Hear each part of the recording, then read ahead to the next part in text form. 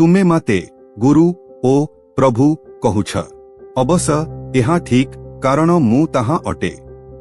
ଜଣେ ଲୋକ ସ୍ନାନ କରିବା ପରେ ତାର ସମ୍ପୂର୍ଣ୍ଣ ଶରୀରଟା ନିର୍ମଳ ହାଇଯାଏ। କବଳେ ତାର ପାଦ ସେ ଧେଇବ ଦରକାର। ମୁଁ ଜାଣେ ତୁମ୍ଭମାନେ ପରିଷ୍କାର ହାଇଛ, କିନ୍ତୁ ତୁମ୍ଭମାନଙ୍କ ଭିତରୁ ସମସ୍ତେ ପରିଷ୍କାର ନୁହନ୍ତି। ମୁଁ ତୁମ ପାଇଁ କଣ କଲି ତୁମ୍ଭେ ତାହା ବୁଝିପାରିଲ କି? ମୁଁ ଏହା ସ କହୁଛି, ଜଣେ ସବେକ ତାର ପ୍ରଭୁଠାରୁ ବଡ଼ ନୁହେଁ।